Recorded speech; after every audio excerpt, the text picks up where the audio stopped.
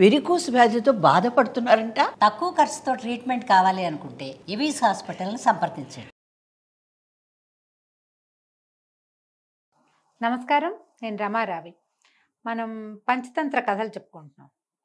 కొత్త వాళ్ళని ఇళ్లలోకి చేరనివ్వకూడదు, కొత్త వాళ్ళని మన వ్యాపారాల్లోకి ఎంటర్ కానివ్వకూడదు, కొత్త వాళ్ళతో స్నేహం చేసేటప్పుడు కొన్ని హద్దులు గీతలు ఉండాలి.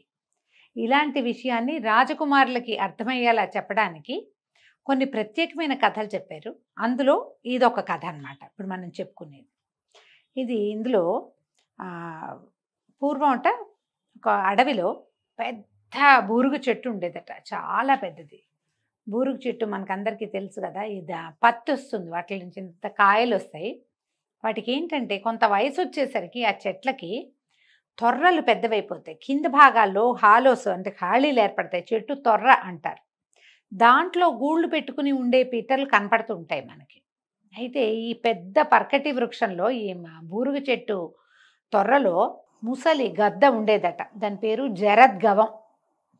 పేరే అదే, జరద్గవహ అంటారు. జరద్గవం అని గద్ద ఉండేది. అయితే ఈ చెట్టు మీద ఎన్నో పక్షులు గూళ్ళు పెట్టుకుని గుడ్లు పెట్టి పిల్లల్ని చేసి ఆ పిల్లల్ని పెంచి వాటికి రెక్కలు వచ్చేదాకా ఎగిరించి తర్వాత మళ్ళీ ఆ పక్షులు మళ్ళీ గూళ్ళు కట్టుకుని ఇదే చెట్టు మీద అట్లా బోల్డన్ పక్షులు ఉండేవట. చెట్టు నిండా పక్షులే. అయితే ఈ ముసలి గద్ద ఉంది కదా, దీనికి కళ్ళు గోళ్ళు రెండు పోయినాయి. కళ్ళు లేవు, కళ్ళు బాగా కనపట్టల్లా. తర్వాత గోల్డ్ పదును తగ్గిపోయినాయి, ఓల్డ్ అయిపోయింది అది. అయితే ఈ చెట్టు మీద ఉన్న పక్షులన్నీ పాపం ముసలిది ఈ గద్ద ఎక్కడికి వేటాడడానికి వెళ్ళలేదు, ఆహారం సంపాదించుకోవటం దీనివల్ల కాదని ఏం చేసేవి, అవే తమ తెచ్చుకున్న ఆహారంలోంచి కొంచెం కొంచెం ఈ ముసలి గద్దకి కూడా జరద్గవానికి కూడా పెట్టేవి. ఇక్కడ ఉండటం వల్ల ఈ జరద్గవం ఏం చేసేది, వీళ్ళందరూ మన టేక్ కేర్ చేస్తున్నారు కదా, వీళ్ళకి ఏదో సహాయం చేయాలని పైనున్న పక్షుల పిల్లలందరినీ కొంచెం చూసుకోవడం, పెద్ద మనిషి తరహాగా వ్యవహరించేది. త్వరలో ఉండేది. ఎవరైనా చెట్టు దగ్గరికి వస్తుంటే ఎవరది ఎవరది అని కేకలేసి కొంచెం బెదిరించి చేసేది. అయితే ఈరోజు పక్షులు పొద్దునే వెళ్ళిపోవటం, చీకటి పడేదాకా రాకపోవటం, ఇక్కడ పెద్దగా కాపలా ఉన్నట్టు ఎవరూ లేకపోవటంతో ఒక పిల్లి ఇక్కడికి వచ్చిందట. ఈ పిల్లి పేరేంటి, దీర్ఘకర్ణం దాని పేరు. పొడుగాటి చెవులు ఉన్నాయన్నమాట. ఈ దీర్ఘకర్ణం అనే ఒక పిల్లి ఈ చెట్టు మీద ఉన్న పక్షి పిల్లల్ని తినడానికి చెట్టు ఎక్కడానికి దాని దగ్గరకు వచ్చింది. కాండం మీద నుంచే కదా, ట్రంక్ మీద నుంచే కదా ఎక్కాలి. ఎప్పుడైతే ఈ పిల్లి సమీపించిందో అది ఉండుండి ఉండుండి మియావంటూ మెత్తటి అడుగులుంటాయి, పిల్లిలాగా నడుస్తున్నాడు అంటారు. అందుకే అది నడుస్తుండే శబ్దం కాదు, దాని కింద మాంసపు ముద్దలు బాగా ఉంటాయి. కుక్కలు అవి నడిస్తే కొంచెం గోళ్ళు తగిలి శబ్దం వస్తుంది, పిల్లి నడుస్తుంటే శబ్దం రాదు. కానీ ఈ పిల్లికి ఆ వాసన, తర్వాత ఏమో దాని కదలికల్లో ఉండేటువంటి బరువు దీనికి తెలిసిపోయింది. ఈ గద్దకి, ముసలి గద్ద ఎవరు ఎవరు ఎవరదని కేకలు పెట్టింది. పిల్లి హడిలిపోయింది, బాబోయ్ చచ్చాన్రా దేవుడా, ఎవరో ఉన్నారు ఇక్కడ అని చూస్తే లోపల నుంచి పెద్ద గద్ద బయటకు వచ్చింది. దాని బ్రహ్మాండమైన ఆకారము, పదును లేకపోయినా పెద్దదిగా కనపడే ముక్కు, దాని రెక్కలు, గంభీరమైన గొంతు చూసేసరికి పిల్లికి భయపడి చచ్చింది. దానికి చచ్చే భయం వేసింది.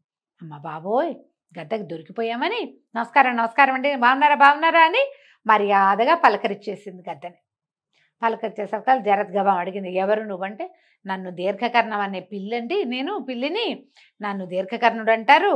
అబ్బో నేను చాలా అద్భుతమైన వ్యక్తిని, నేను ఎంతకాలమో మాంసాహారాలు అవి ఇవి తిని అవన్నీ మానేశాను. ఇప్పుడు నేను చాంద్రాయణ వ్రతం అనే ఒక వ్రతం చేస్తున్నాను. చుట్టుపక్కల చెట్ల మీద ఉన్న పక్షులన్నీ చెప్పుకుంటున్నాయి, ఈ వృక్షపు పెద్ద చెట్టు తాలూకు త్వరలో ఉన్న గద్దగారు చాలా అనుభవశాలి, చాలా వృద్ధుడు, అతనికి తెలిసిన సంగతులు ఇంకెవ్వరికీ తెలియదని, భగవంతుని గురించి బోళ్ళంత పరిజ్ఞానం ఉంది మీకని తెలుసుకున్నాను. మీలాంటి జ్ఞానులతోటి కాసేపు మాట్లాడి కాసేపు కూర్చుని మీతో మంచి మాటలు చేసి సత్సంగం చేసి వెళ్దామని వచ్చాను అనేసరికల్లా గద్దంది, దానికేం నాయనా అదేం పర్వాలేదు, కానీ మా చెట్టు నిండా ఏమో పక్షి పిల్లలు ఉన్నాయి, పిల్లులు మాంసరుచి కలిగినవి, పిల్లి అంటే మాంసం తింటుంది, అది ఇంకోటి తిందు, అందుకని కొంచెం భయంగా ఉంది, అందుకని కాస్త గట్టిగా నిలదీశాను, మరేమనుకోకంటే. ఈ పిల్లి వెంటనే నేల మీద పడి దండాలు పెట్టేసింది. అయ్యో అయ్యో, ఇంకా నయం చెవులు పుచ్చుకుంది, దండం పెట్టింది, కాళ్ళు పట్టుకున్నంత పని చేసింది. అస్సలు కాదండి, ఏనాడో మాంసం వదిలేశాను, నేను చాంద్రాయణ వ్రతం చేస్తున్నాను. చాంద్రాయణ వ్రతం అంటే ఏంటంటే సింపుల్గా చెప్తాను. ఆ చంద్రుడితో పాటు వీళ్ళ ఆహారం పెరుగుతుంది తగ్గుతుంది అనమాట. పైగా ఏంటంటే ఒక చోట ఉండకుండా తిరుగుతూ ఉంటారు వాళ్ళు. కాబట్టి నేను ఆ వ్రతంలో ఉన్నాను, అస్సలు నేను మాంసం ముట్టను, మీతో కాసేపు కబుర్లు చెప్పుకోవడానికి వచ్చాను అంతేనంది అనేసరికల్లా జరద్గవము నమ్మింది మాటలు. మనం జనరల్గా చేస్తాం, మాటలే నమ్ముతాం, మిగిలినవి ఆలోచించాం. ఈ జరద్గవం ఏం చేసింది, తను త్వరలోకి వెళ్ళి కూర్చుంటూ పిల్లిని కూడా లోపలికి పిలుచుకొచ్చింది. ఆ పిల్లి కాసేపు కూర్చుని ఆసెమ్మ ఓసెమ్మ కబుర్లు చెప్పింది. ఈ జరద్గవం గద్ద ముసలిది కదా, దానికి ఉంటుంటే నిద్ర వస్తుంటుంది. అది కునికి పాటలు పడుతుంటే ఈ పిల్లి చల్లగా చెట్టు మీదకి వెళ్ళి ఈ పిల్లి 2-3 పక్షి పిల్లల్ని తెచ్చుకుని ఆ త్వరలోనే ఒక మూల పెట్టుకుని చల్లగా తినేసి మూతి నాక్కుంటూ వెళ్ళిపోయేది బయటికి. రోజు పక్షి పిల్లల్ని తేవటం తినటమే. జరద్గవానికి ఏం తెలుసు, దానికి ఏం తెలియదు, అది నిద్రపోతుండేది, ఈ పిల్లి తినేస్తూ ఉండేది. కొద్ది రోజులు గడిచేసరికల్లా పక్షులకి అజొచ్చేసింది, పిల్లలు తగ్గిపోతున్నాయి, ఎవరో వస్తున్నారు చెట్టు మీదకి. అసలు ఈ పక్షి పిల్లల్ని తింటే, ఏదైనా జంతువు కనుక తింటే వాటి ఈకలో ఎంతో కొంత ఎక్కువ ఉండవు, పక్షి పిల్లలకి చిన్న చిన్న ఈకలు ఉంటాయి, అవైనా కనపడతాయని పక్షులన్నీ ఒక చిన్న సమాజంగా ఏర్పడి వెతకటం మొదలుపెట్టినాయి.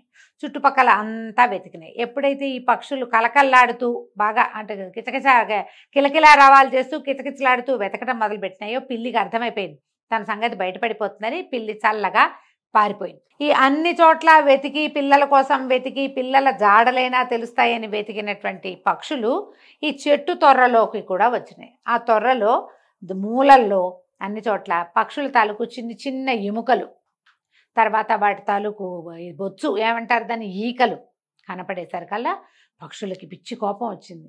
మేము ఇన్ని రోజుల నుంచి ముసల్ది ఇది ఆహారం తెచ్చుకోలేదు పాపం ఈ గద్ద అని, ఏదో పెద్ద మనిషి తరహాగా మన పిల్లలకి సాయం ఉంటుందని త్వరలో ఉండనిచ్చి రోజు ఆహారం తెచ్చిపెడుతుంటే దీన్ని తిండి చాలక మన పిల్లల్ని ఇదే తినేస్తోంది, అందుకే పిల్లల ఎముకలు దీంట్లో ఉన్నాయి త్వరలో, లేకపోతే ఎందుకుంటాయి అని చెప్పి ఆ పక్షులన్నీ కలిసి తలా ఒక దెబ్బ కొట్టి ఈ జరద్గవాన్ని చంపేసాయి. దాని కళ్ళు లేవు, అది తప్పించుకోలేదు, ఆ త్వరేమో చిన్నది, పారిపోయేందుకు పెద్ద అవకాశం కూడా లేదు దానికి.